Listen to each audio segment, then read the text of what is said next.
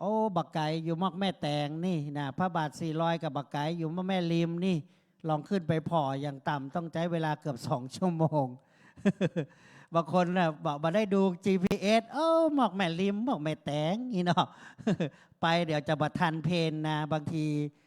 อันนี้ก็เป็นอีกส่วนหนึ่งมีหลายรูปได้รับอาราธนานิมนต์เพราะว่าเป็นงานใหญ่ของครูบาอาจารย์เพราะว่าหลวงปู่พระราชาคณะชั้นราชฝ่ายวิปัสสนาธุระวัดป่าปางกืดในนามที่ปรึกษาเจ้าคณะจังหวัดเชียงใหม่ลำพูนแม่ฮ่องสอนตามพระบัญชาสมเด็จพระสังฆราชเมื่อองค์ที่ปรึกษามีกิจการงานบุญเกี่ยวเนื่องโดยอายุวัฒนมงคล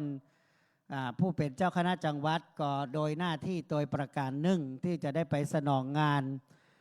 ตอนนี้พระครูเลขานุการวัดก็จะได้มากำกับดูแลถ้าส่วนใดพร้อมแล้วแจ้งนะครับลูกๆสามเณรขึ้นมาเลยตอนอัญเชิญแถวสามเณรเป็น100ตอนอัญเชิญกลับเราก็ต้องเป็น100เหมือนกันนะถือว่าถวายเป็นพุทธบูชาแด่สมเด็จพระพุทธบิดาของเราก็คือพระพุทธเจ้าบางคนบอกว่าการอัญเชิญมายิ่งใหญ่อัญเชิญปิกเป็นขบวนน้อยนี่จะบ่งามนะโบราณเพิ่นถือนะเพราะฉะนั้นเช่นเดียวกันนะครับคณะสงฆ์ก็สังฆสามัคคีตอนนี้ราชรถเสลี่ยงรถได้เทียบด้านหน้ามณฑลพิธีตรงวงเวียนแล้วอีกสักครู่เดี๋ยวอาจารย์แทนคุณเนาะปู่อาจารย์ป้าหนานเรียกว่าเสนามาตรซ้ายขวาของอินทขินก็จะได้มาปฏิบัติพิธีเพราะเป็นหน้าที่ของเปิ้ลโดยตรงในการดูแลนะครับในการประกอบพิธีตามฮี่ตามฮอยของแต่ละสถานที่แต่ละหลักบ้านหลักเมืองก็จะมีการสืบทอดบรรพบุรุษผู้ดูแลนะสืบทอดเพิ่นบอกว่าคาถาบ่มอบเพื่อไขนอกจากคนในวงตระกูลหรือสืบทอดกันมาเพราะฉะนั้นครูบาอาจารย์โบราณจะถ่ายทอดให้กับผู้ดูแลท่านต่อไปท่านจะมีขันครูขันไหว้เป็นฮีดเป็นหอยคนบ่เกี่ยวข้องไปทำมันก็จะบดีบางามนะครับอันนี้ก็เป็นอารยประเพณีที่สำคัญ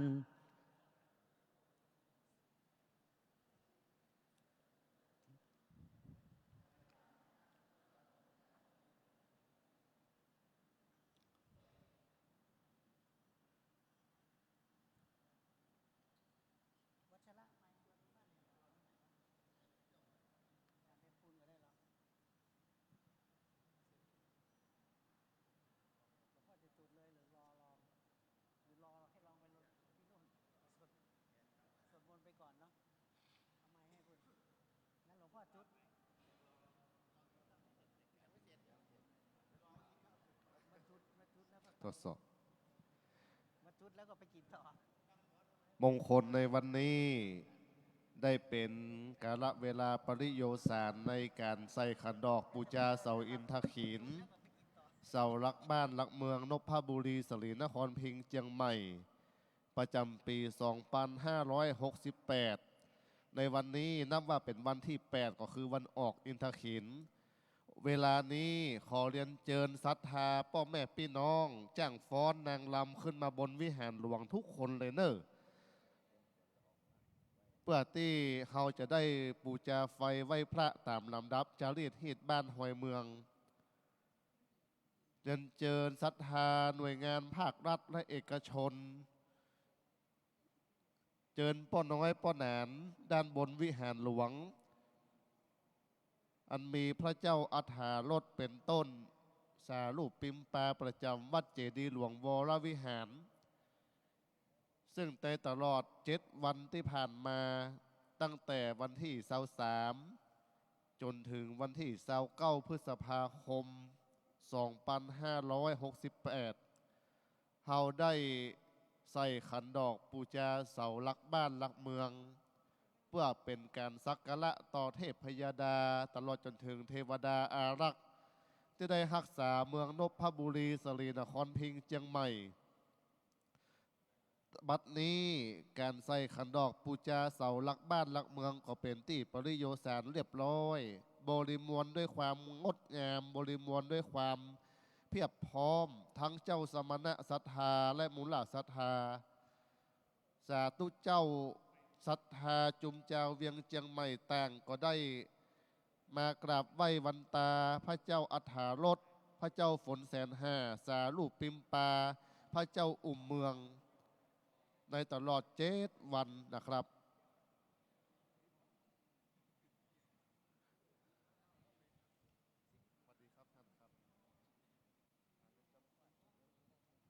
และในโอกาสอันเป็นมงคลนี้เติงถึงเวลาอันเหมาะสมเปิงควรเกล้ากับผมขอเรียนเชิญ ท่านวีรพงษ์ฤทธิ์รอด ท่านรองผู้ว่าราชการจังหวัดเชียงใหม่ ได้เป็นตัวแทนของประชาชนไพร่ฟ้าฝุ่นเมืองในการจุดธูปเทียนบูชาพระรัตนตรัยนะครับ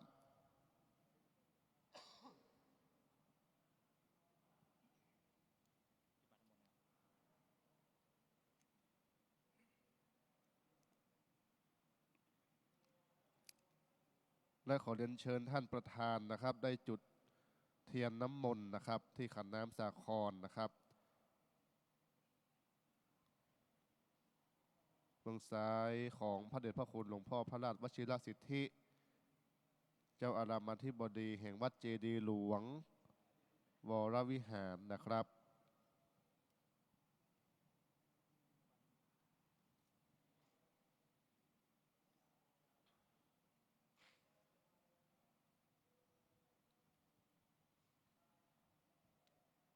การอันเป็นมงคลต่อบ้านต่อเมืองนี้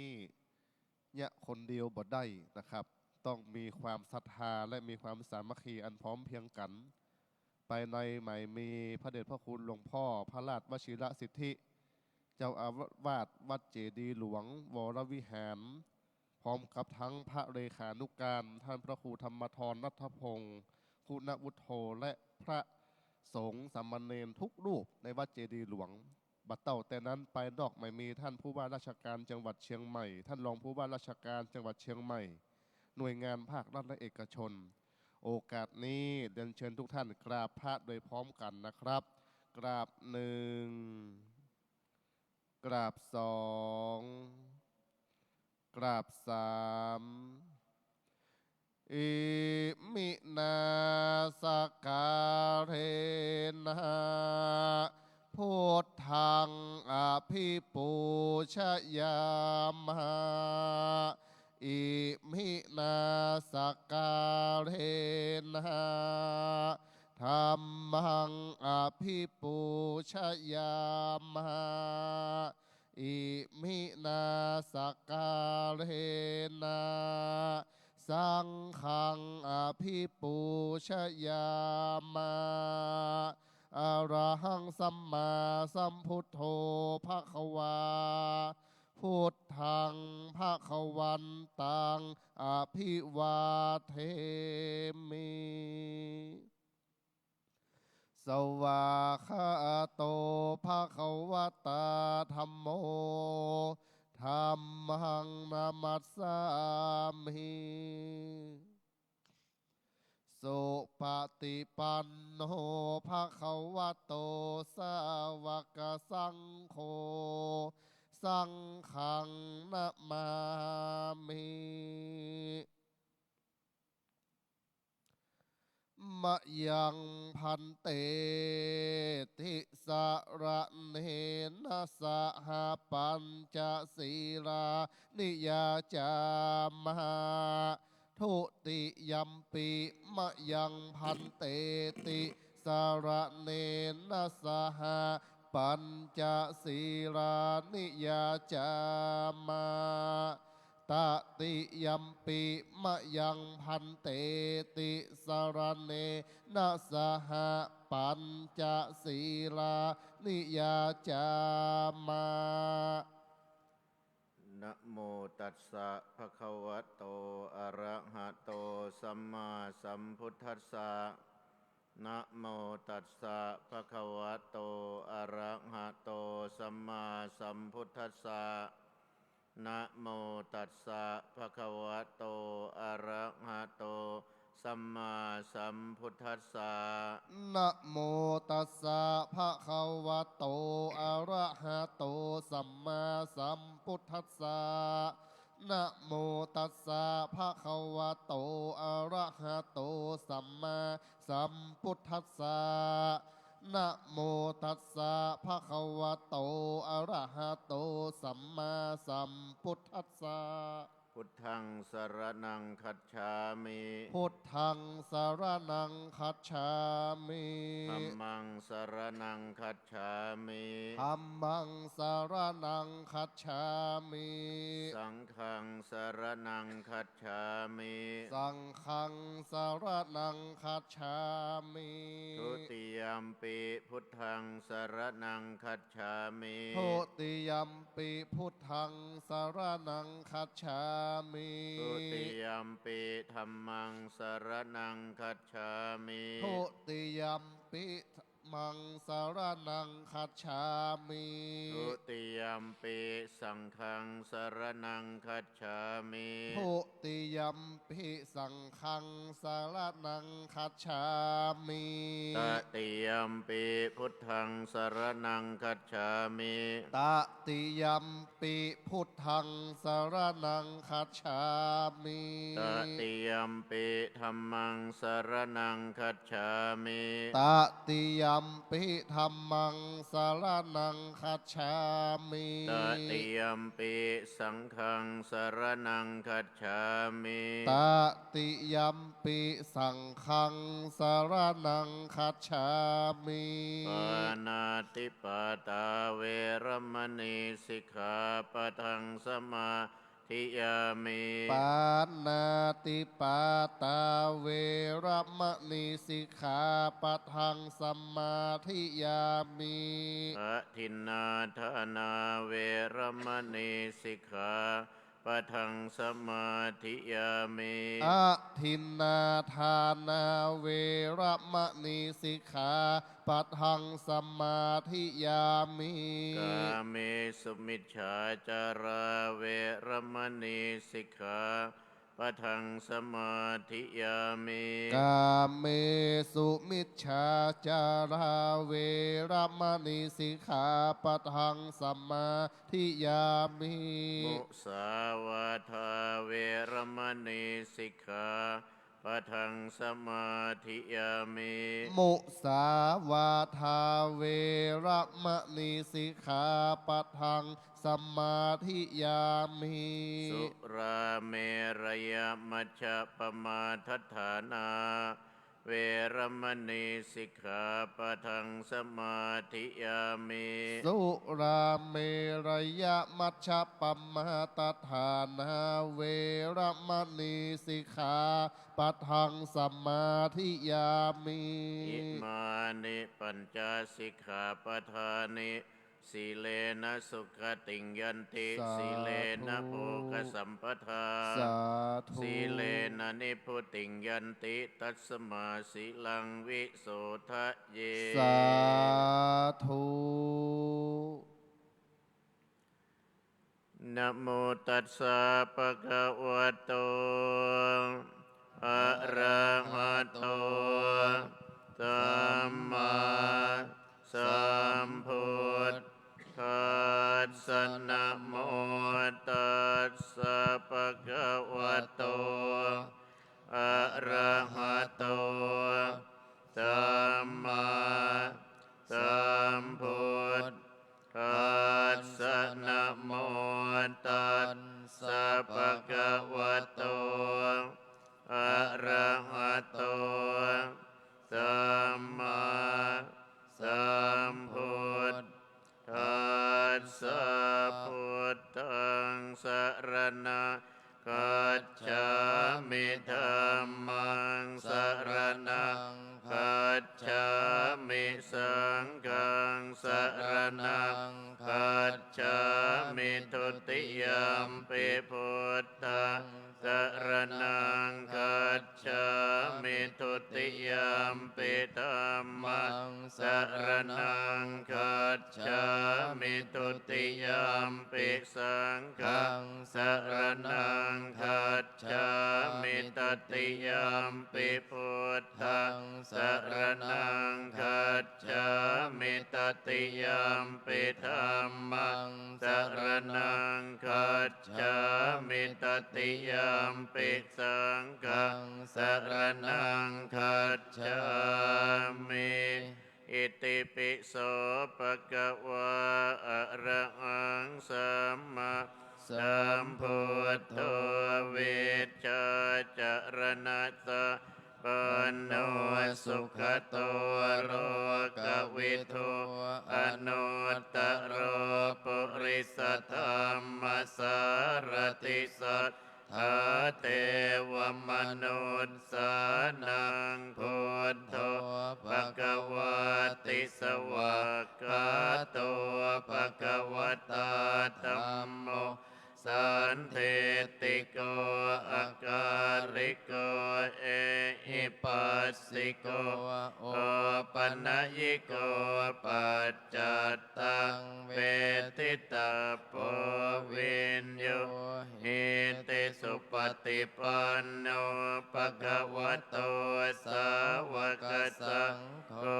อุจจุปฏิปันโนภะคะวะโตสาวกสังโฆยายะปฏิปันโน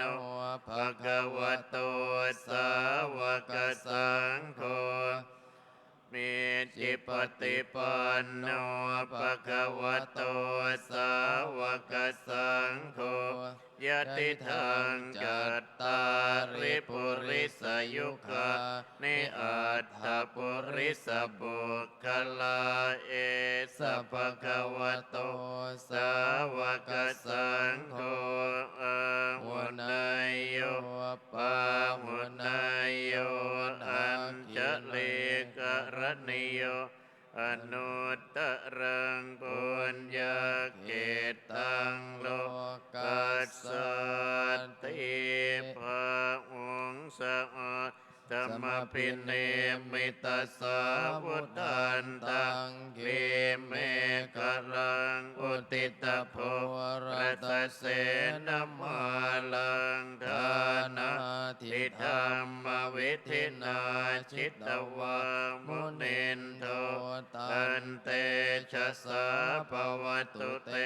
ชยมังคลานิมาลาติเลกมพิโยจิตสัพพรัตติงโกรัมปนาลวะกมากมทัตตยขังขันติสุทันตวิตินาชิตวามุนินโทตันเตชะสาภวตุเตชยมังคลานินาลาคิเรงกชวลังอติมันตปุตตังเดวักติจักกมัสสเนวสุทธารุนันตังเมตังปุเสกวิธินาชิตวามุนินโทตันเตชะสะภวตุเตชยมังคลานิอุคิตกะกรรมติหัตถสุทธารุนันตังวันติโยชนะปัฏฐังคุริมารวันตังเอเตปิสังกตมโนชิตวามุนินโทตันเตชะสาภวตุเตชยมังคลานิมะกิตตกะกรรมติหัตถสุทธารุนันตังวันติโยชนะปัฏฐังคุริมาลวันตังอิทิปิสะกัตมโนชิตวามุนินโทตันเตชะสะภวตุเตชยมังคลานิกัตตวานาคา ตตมุตตลังอิวะคาปินิยาจินจายทุตตวัจนังกนกายมัจเจสันเตนะโสมวิทินาชิตวามุนินโทตันเตจะสาภวันตุเตชยมังกลานิสัจจังวิหายมติสัจจกวาทะเกตุงวาทะปิโรปิธรรมนังอติอันทพุตังปัญญาปฏิปัจฉริโตชิตวามุนินโทตันเตชะสะภวันตุเตชยมังกลานินันโท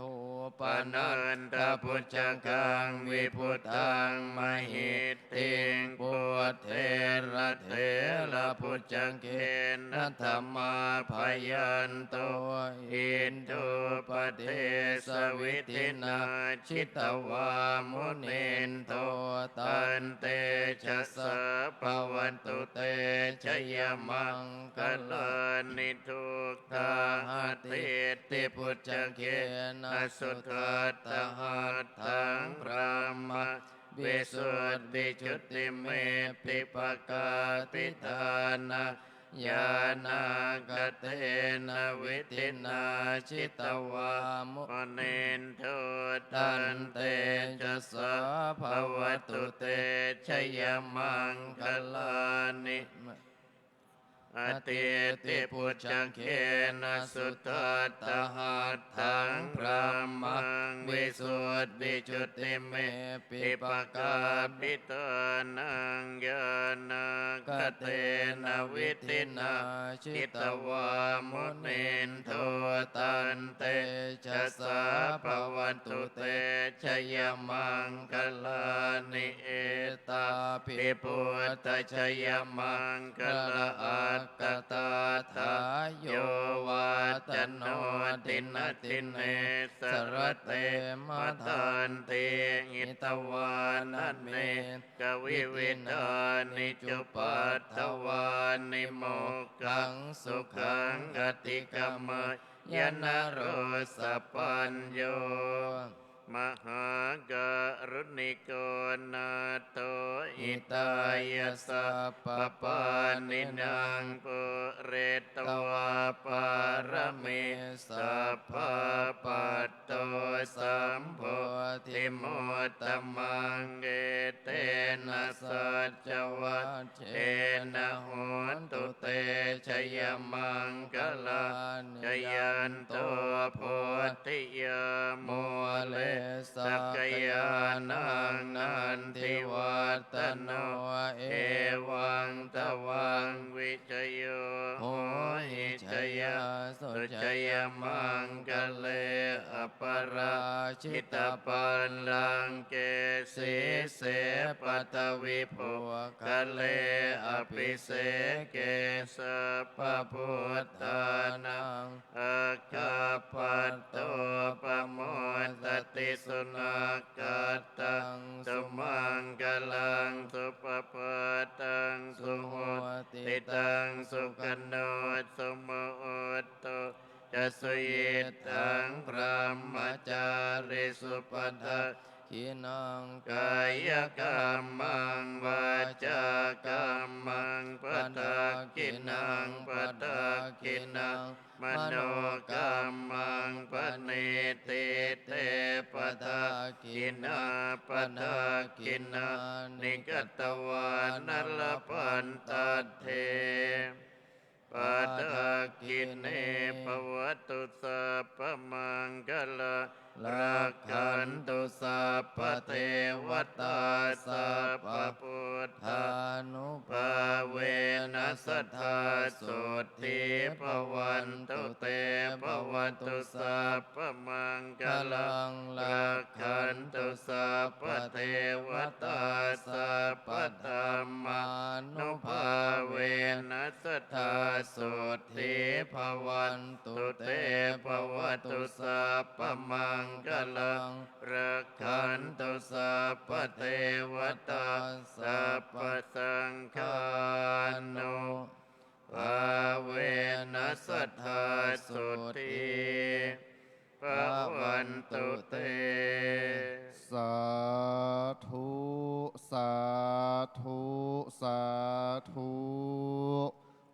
งคลนี้พระเดชพระคุณหลวงพ่อพระราชวชิรสิทธิ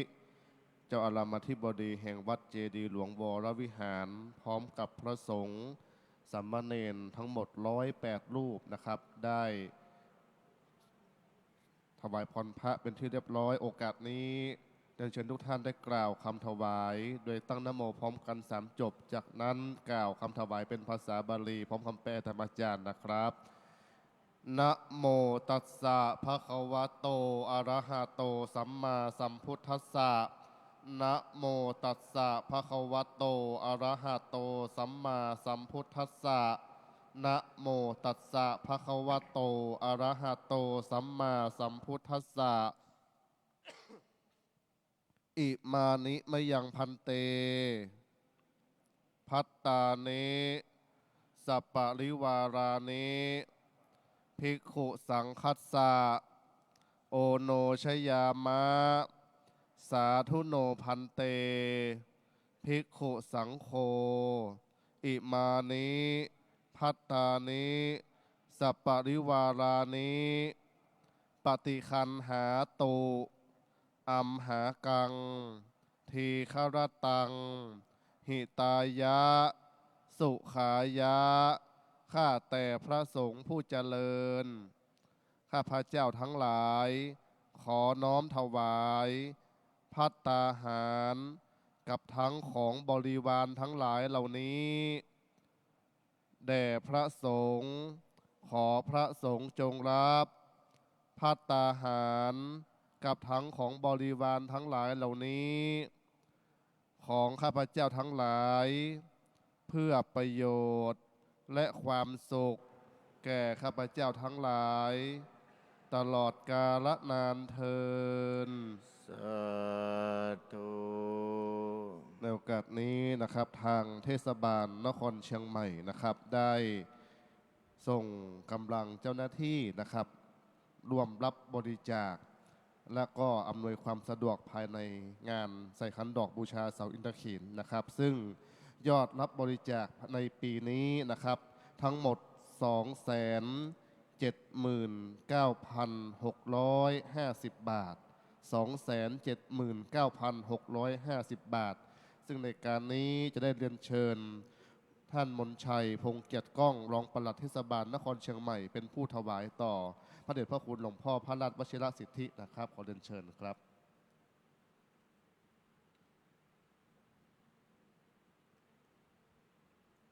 ซึ่งในพระวิหารหลวงหลังนี้นะครับทางเทศบาลก็จะได้ส่งคณะครูตัวแทนเจ้าหน้าที่นะครับมาเป็นผู้ให้บริการในการรับบริจาคจากศรัทธาสาธุชนนะครับ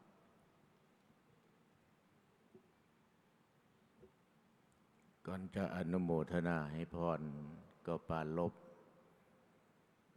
โดยย่อกับท่านทั้งหลายว่างานประเพณีใส่ขันดอกบูชาเสาอินทขิฬหลายคนอาจจะมีคำถามกับทางวัดว่าการจัดงานได้กำไรไหมหรือว่าขาดทุนต้องตอบท่านทั้งหลายตามตรงว่างานอินทขิฬในฐานะที่อาตมาภาพตั้งแต่รักษาการเจ้าวาดมาจนเป็นเจ้าวาดนี้ในการจัดงานคำนึงอยู่อย่างเดียวว่าทำยังไงที่จะฟื้นฟูงานอินทขิฬให้ออกมาสวยงามให้ออกมาสมกับเป็นประเพณีที่อยู่คู่กับเมืองเชียงใหม่มาช้านานในการจัดงานในแต่ละปีก็จะมีคำตอบให้ตัวเองก่อนที่จะคุยกับผู้ที่จะสนองงานว่าในแต่ละปีฝากให้ช่วยคิดว่าประเพณีใส่ขันดอกทำยังไงที่จะเป็นประเพณีที่มีอัตลักษณ์ในแต่ละท้องถิ่นในแต่ละอำเภอเพื่อที่จะให้ความสวยงามในแต่ละปีเป็นประเพณีที่ออกมาทรงคุณค่า ในแต่ละปีถ้าจะถามว่างานอินทขินสรุปค่าใช้จ่ายปีหนึ่งหมดเท่าไหร่ตอบให้ท่านทั้งหลายฟังปีนี้6 ล้าน ในการจัดเพราะอะไรไม่ได้คำนึงถึงตัวเลขแต่คำนึงถึงว่าทำยังไงให้งานอินทขินซึ่งเป็นงานคู่บ้านคู่เมืองออกมาสวยงามอลังการโดยเฉพาะมีหลายท่านที่นำไปเขียนว่างานอินทขินเป็นอริยประเพณี101 ภาษาแม้การแสดงต่างๆก็มาจากวัฒนธรรมหลายๆถิ่นหลายๆที่หลายๆภาคมาผสมผสานในฐานะวัดเมื่อมีผู้มาแสดงมีน้ำจิตน้ำใจมาแสดงออกวัดก็ดูแลตอบแทนเพื่อที่จะ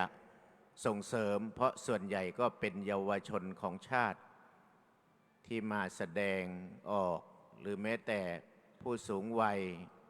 ที่ท่านเสียสละเวลามาเพราะฉะนั้นในการจัดงานเราไม่ต้องมานั่งถามว่าใช้งบเท่าไหร่ขาดทุนกำไรอย่าไปคิดตัวเลข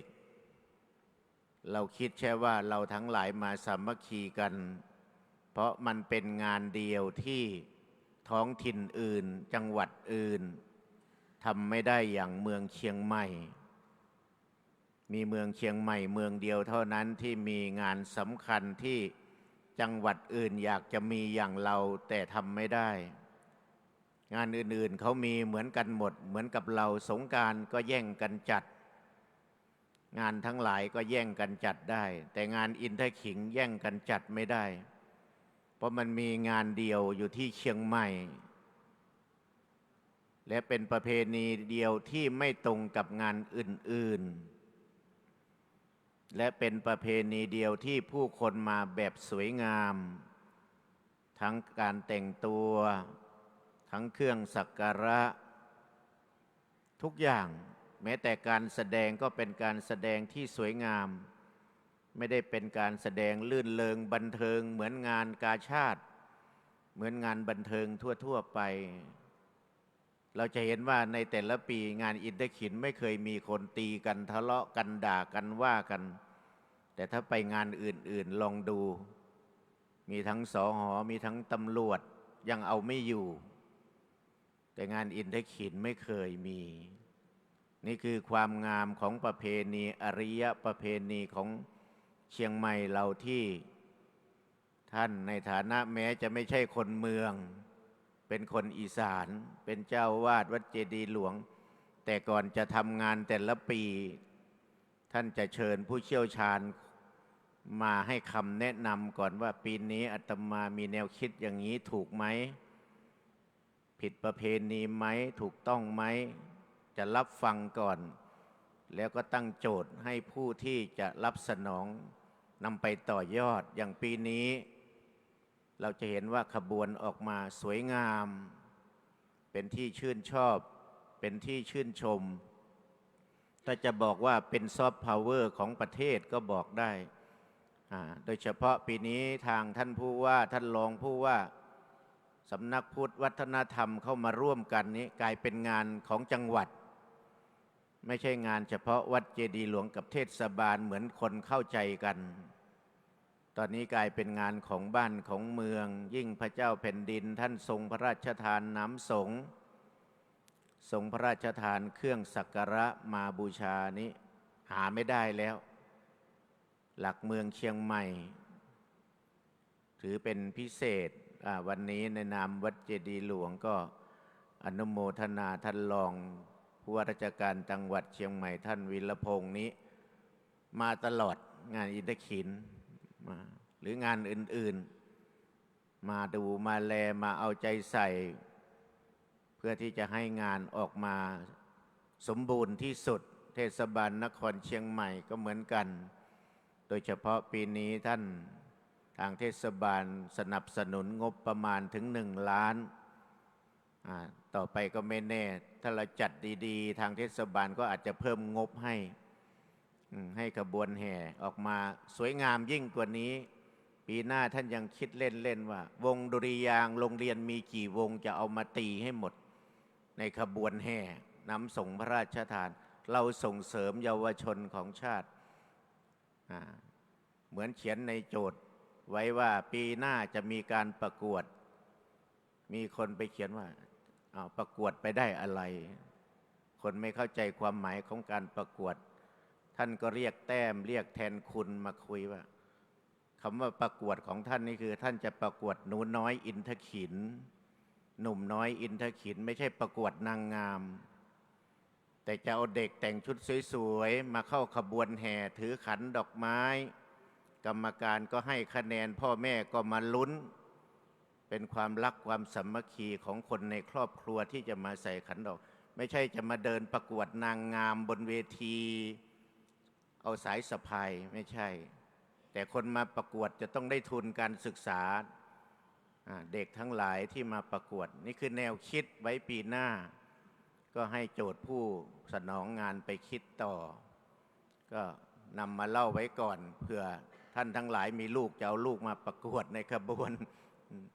วันนี้ก็อนุโมทนาท่านรองผู้ว่าและสำนักงานพระพุทธศาสนาจังหวัดเชียงใหม่สำนักงานวัฒนธรรมเทศบาลนครเชียงใหม่โดยเฉพาะอนุโมทนาทุกท่านเราทั้งหลายที่นั่งอยู่ตรงนี้คือผู้อยู่เบื้องหลังความสำเร็จของงานอินทขิญโดยแท้ไม่ว่าจะเป็นพระสงฆ์สมณเณรญาติโยมทั้งหลายต่างก็เหน็ดเหนื่อยกันในการช่วยกันขับเคลื่อนงานอินทขิญในการรักษาประเพณีอันดีงามปีหน้าเราก็มาร่วมกันสืบสานต่อให้อลังการยิ่งกว่าปีนี้อีกวันนี้ก็ขออนุโมทนาจากนี้ไปรับพรจากพระสงฆ์แล้วเราจะได้ไปแห่พระเจ้าฝนแสนหากับวัดช่างแต้มต่อไปยะถาวาริวหาปุลาปริปุเรนติสาคลังเอวะเมวะอิโตทินังเปตานังอุปกัปปติอิชิตังปัฏฐิตังตุมหังคิปะเมวะสมิจฉตุสัพเพปุเรนตุสังกปาจันโทปนรโสยะถามณิโชติระโสยะถาวิวัจจันตุสัพพะโรโควินาศตุมาเตภวัตวันตรายโยสุขิติขะยุโกภวะอภิวัตนาสิลิสนิจจอุทธาปัจจายโนจัตตารโอธรรมวัฏันติอายุวันโนสุขังภาลังอายุโดปลโดทิโลวันนโดปฏิพันนโดทุกขัสสันดาตเมทวีสุขังโสอติกัจจติอายุงดัตตวามบลังวันนังสุขันจะปฏิพันนโดดีกายุยัสสวะโอติยัตยัตถุปปัจจติติภวตุสัพพมังคลารักขันตุสัพพเทวตาสัพพบุทธานุภาเวนัสทธาสติปวันตุเตภวตุสัพพมังคลังรักขันตุสัพพเทวตาธัมมะธัมมานุภาเวนัสทธาสติปวันตุเตภวตุสัพพมังคลังรักขันตุสัพพเทวตาธัมมะสังฆานุภาเวนัสทธาสติปวันตุเตสาธุสาธุสาธุอิตังตหนากัมมังนิปปานาปัจจยโยโหนตุโนนิจังอิตังศีลกัมมังนิปปานาโห หนตุโนนิจจังอิตังภาวนากัมมังนิปปานาปัจจยโยหนตุโนนิจจังยังกินจิกัตตพังกัมมังสัพเพหิคาเตหิคาตังปุญญังโนอนุโมทันตุเยเทวาอัสสามิงธาเนอาทิคาตาทิขายุกาสัทธาหนตุสัพพาสัตตานังปาริหารันตุมาตาปิตาสุขีตาหนตุทุกขาปามุนจันตุสัพเพยาติกาสุขีตาหนตุจันตุสัพเพอายาติกาสุขีตาหนตุทุกขาปามุนจันตุสัพเพปิสาสัพเพสุขีตาหนตุทุกขาปามุนจันตุสัพเพนะขัตสุขีตาหนตุทุกขาปามุนสัพเพเทวาสุขีตาหนตุทุกขาปามุนจันตุสัพเพอาจาริยุสุขีตาหนตุทุกขาปามุนจันตุสัพพะสัมปตินังสามิชันตุโวโอกาสนี้เลยได้กราบขอขมาพระบทพระบาทพระธาตุพระธรรมอันมีสารูปปิมปาพระพุทธอัฏฐารสพระเจ้าสมปรารถนาสารูปปิมปาพระเจ้าอุ่มเมืองสารูปปิมปาพระเจ้าฝนแสนห้าพระเจ้าองค์เก่าองค์ใหม่องค์ใหญ่องค์น้อยอันตั้งประดิษฐานไว้ยังฐานันตรวิเศษวัดเจดีย์หลวงวรวิหารรวมถึงพระธาตุพระธรรมรวมถึงยังอดีตท่านเจ้าอาวาสวัดเจดีย์หลวงวรวิหารวันตามิพุทธังสัพปังเมโตสังฆามาทะเมพันเตวันตามิธรรมังสัพปังเมคามาทะเมพันเตวันตามิสังฆังสัพปังเมโตสังวันตามิคาโลอุปัชฌาจาริเยสัพปังเมโตสังฆามาทะเมพันเตวันตามิกัมมัฏฐานังโตสังฆามาทะเมพันเตวันตามิอาลามเมพัทธสีมายังสัพปังเมคามาทะเมพันเตวันตามิเจติยังสัพปังสัพปทานเนสรีลาธาตุมหาโพธิงพุทธลูปังสกาลังสกานาคะโลเกพัมมะโลเกจัมปูทีเปลังกาทีเปสาลีลาธาตุโยอาละหันตธาตุโยเจติยังคันทะกุติงจตุระสีติสหัสเสธรรมคันเทปาทะเจติยังอาหังวันตามิสัพพาโสทุกท่านทุกคนน้อมกายวาจาใจลงเราจะได้กราบขอขมาในพระสังฆเจ้าอันมีพระเดชพระคุณหลวงพ่อพระราชวชิรสิทธิเจ้าอาวาสวัดเจดีย์หลวงวรวิหารตลอดจนถึงพระสงฆ์องค์ข้าเจ้าสามเณรเจ้าทุกๆรูปทุกๆตนนะครับวันตามิพันเตสัพปังอาปาระทังคามาทะเมพันเตกาตังปุญญังสามินาอนุโมทิตัพพังสา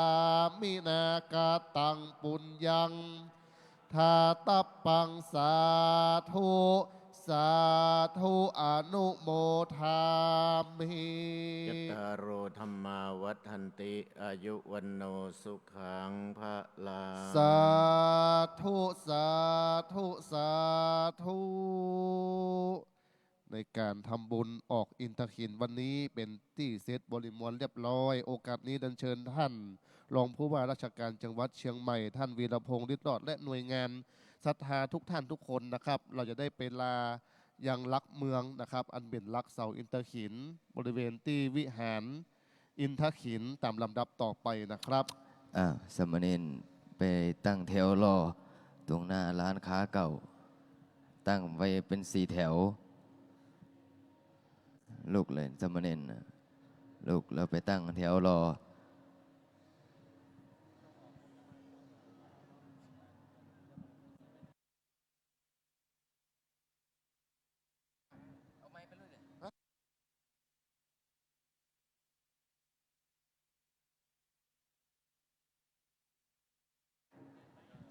เสร็จแล้วครับผมเสร็จแล้ว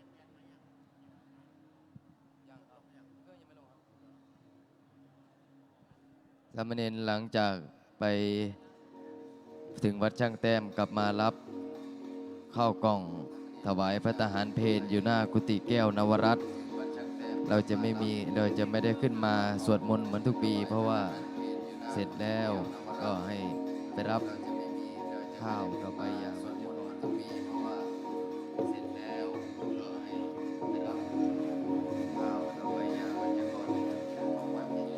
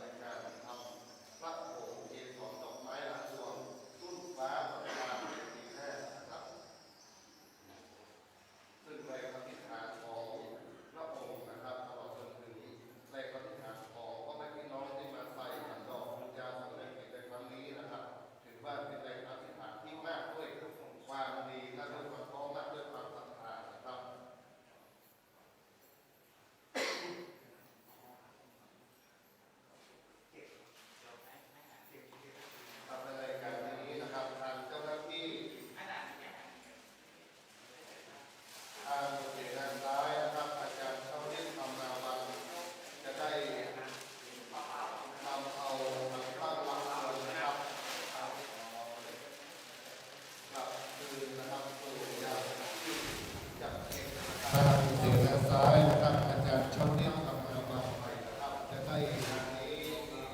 นำเอาตั้งหลักเตือนนะครับหลักคืนนะครับสู่ยังที่จัดเก็บนะครับจัดตั้งปฏิสถานขัดตั้งหลักเมืองต่อไปนะครับในการนี้มีข้อครูสิ่งทำจงดอกท่านอาจารย์ชาวนิตทำมาวันนะครับได้เป็น